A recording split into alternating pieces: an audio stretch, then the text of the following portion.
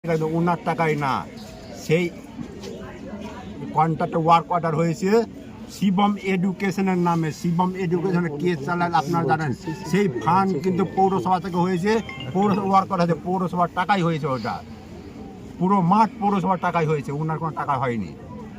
আর আজকে ওনার আরেকটা নেতা যে ব্লক সভাপতি না কি ঘোষ না কি নামটা সঠিক বলতে পারছি না নামটা, ওই সব মানুষের নাম বলতে ঘৃণা লাগছে আমাকে।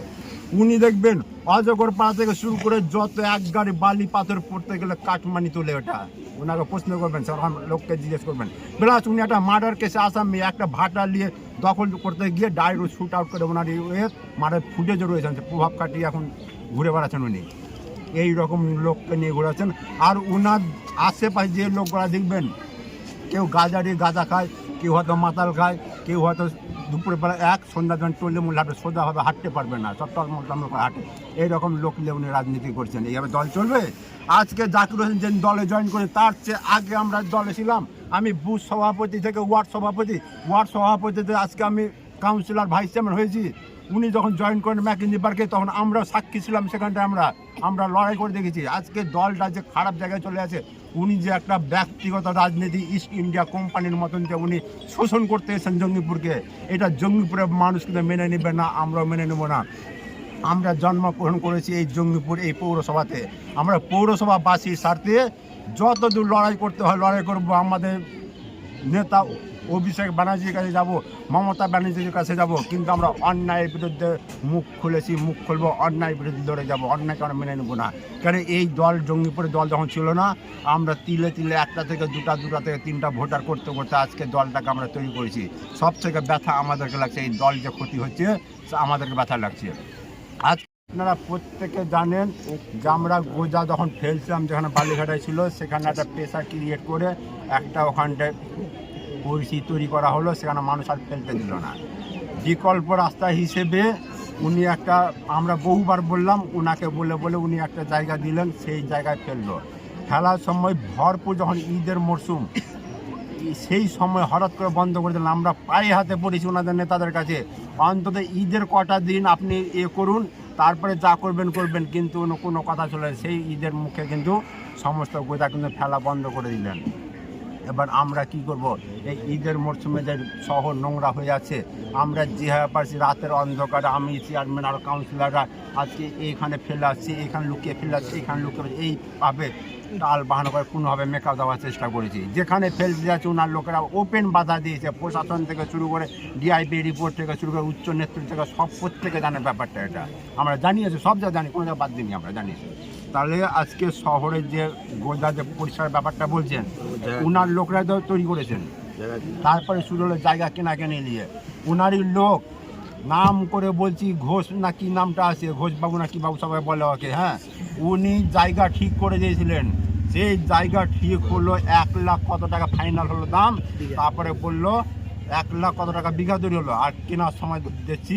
ওটা হয়ে গেল 5,35,000 টাকা বিঘা। 1 লাখের জায়গা 5 লাখ টাকা বিঘা কিনতে হবে। কেন কিনবো? আমরা জনগণের টাকায় কিন্তু আমাদের ওল্ড ফান্ড তৈরি হয়েছে, জনগণের টাকা পৌরসভা জমা হয়েছে, সেইটাকে এত আমরা 900 হতে মেনে দিতে পারিনি, তখন থেকে ডিবেটটা আরও বেড়ে গেল তখন। প্লাস ওই জায়গায় আমরা ভিজিট করতে গেলাম, 1 গলা জল, ওই জায়গায় নোংরা পড়বে, সম্ভব না। সুডা থেকে অফিসার এসে দেখে বলে দিলেন না এটা যোগ্য না, এটা, ওইখান থেকে ডিবেটটা আরও শুরু হলো। আজকে ওই জায়গা নিয়ে নিতে পারতাম, আমরা ওনার কাছে খুব ভালো থাকতাম। চেয়ারম্যান সাহেবকে দেখেছি, আমি বলেছি অনেকবারও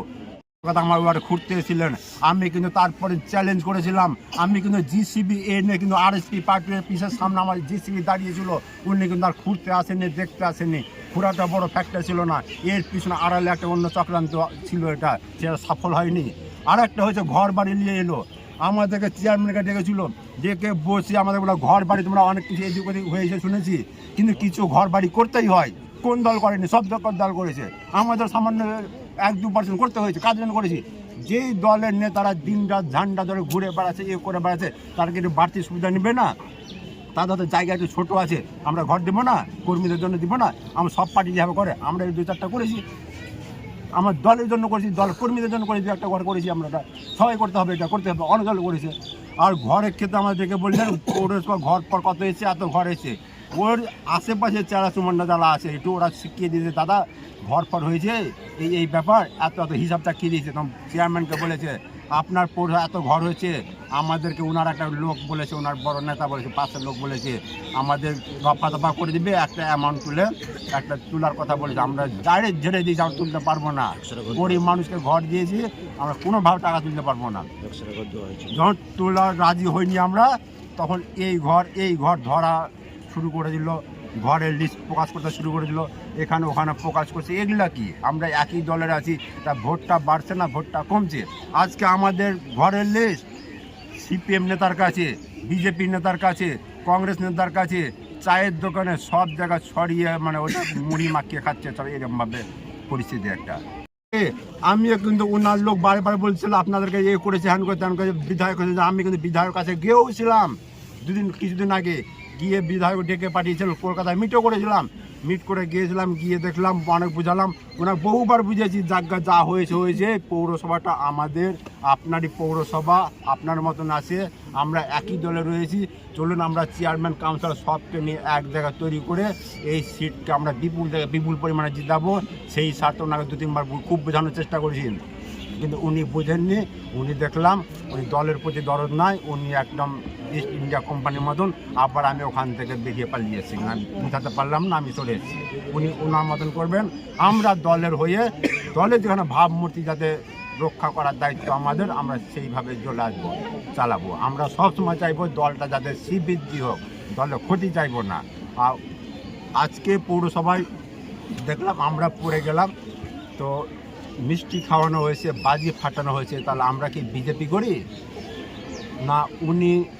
বিজেপি করেন আমরা তৃণমূলের কোনটা একই দল যদি হতে এরকম চিত্র হতো না তো এমনকি বম মিষ্টি কোথাও হয়নি একমাত্র দরবার ছাড়া কোথাও মানুষ কিন্তু ইয়ে করেনি মানুষ কিন্তু এটা নিয়ে কিন্তু হতে চায় আর আজকে উনি নোংরার কথা বলছেন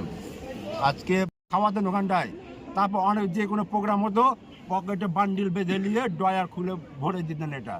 কেন এগুলা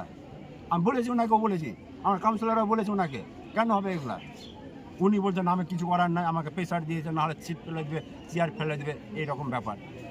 তাহলে আজকে দুর্নীতি কে করছে দুর্নীতি কারা করছে আর আজকে বলছি আর একটা উনি মন্দির মসজিদে যারা বড় বড় কথা বলছে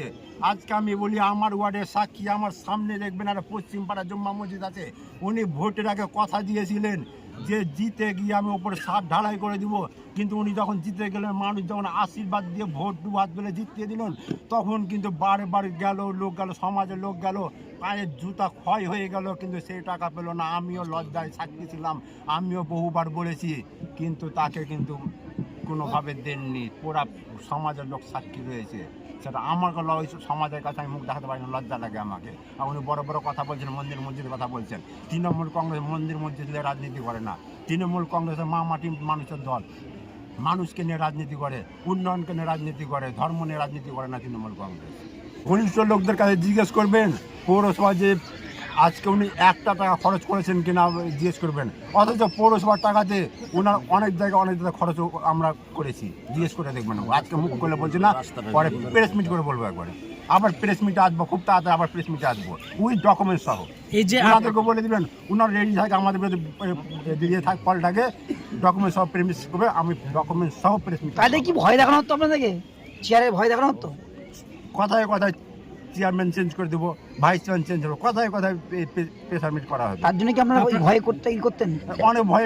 সবসময় চেয়ার আছে মানুষ ব্যাপার আছে বারবার এরকম করছে এবার আমাদেরকে সেটা অনেক জায়গায় অনেক রকম করতে হয়েছে আপনারা উদ্বোধন কর্তৃপক্ষকে জানাননি টিএমসি মাদারবোর্ড জানিয়েছি আমরা আবার আমাদের এই যে হঠাৎ করে করেছে আমরা উচ্চ নেতৃত্বকে জানাবো উচ্চ নেতৃত্ব আমরা আশাবাদী আমাদের সঙ্গে জানিয়েছি জেলা প্রেসিডেন্টকেও জানিয়েছি আমাদের আশ্বাস দিয়েছেন ব্যাপারটা দেখছেন আমরা আশাবাদী আমাদের প্রতি অন্যায় হবে না বিশেষ করে জঙ্গিপুরবাসীর প্রতি কোনো অন্যায় হবে না ওনারা ব্যাপারটা দেখছেন আশা করি সুরাহা অবশ্যই আর ঘরের কথা উনার বিধায়কের কাছের লোককে 100 খানা ঘর আমরা সেই সময় দিয়েছিলাম সেগুলো দেখুন গা আজকে পৌরসভায় বিধায়কের লোকের যারা কাজ করছে সেগুলো আবার তদন্ত করে দেখুন গা আজকে টয়লেট যারা রিপেয়ার করেছে সেগুলো তদন্ত করে দেখুন গা আরও পৌরসভা যত বড় বড় রাস্তা ড্রেন কাজ করেছে সেগুলো তদন্ত করে দেখতে হবে। আজকে পুরসভা বড় বড় অমৃতের কাজ সব ওনার কাছের লোক গালায় নিয়েছে, সেগুলো তদন্ত করে দেখুন কি বেড়ায় একটা কে চোখ থেকে কি বেরিয়ে যাবে, তখন আপনারা দেখতে পাবেন। আজ সাহস থাকে, দম থাকে, ওপেন টু ওপেন মিডিয়া চ্যানেলে বসে আমরাও বসবো, ওনারাও বসবেন, নেতারা পাল্টি একের পর এক কোশ্চেন করে উইথ ডকুমেন্ট সহ সেদিন আমরা বুঝিয়ে দেবো কি আছে না আছে, দুধকে দুধ আর পানিকে পানি সেদিন প্রমাণ হয়ে যাবে। যে প্রশাসন বসেছে, প্রশাসন জনগণের তো অনেকটাই ক্ষতি হবে, সব থেকে ক্ষতি হবে জনগণের বেশি। সে তো অবশ্যই, এবার মানুষ সার্টিফিকেট অন্যান্য পরিষেবা যাতে আছে আমাদের কাছ থেকে পেয়েছে, তারা বিভিন্ন অফিসে যাবে, তো হয়রানির মধ্যে হবে, সেটা আমাদের দল চিন্তা ভাবনা করছে। আর দল যে সিদ্ধান্ত নেবে, দলের সিদ্ধান্ত স্বাগত, দলের সিদ্ধান্ত মেনে দল যাবে বলবে সেইভাবে আমরা সামনে থেকে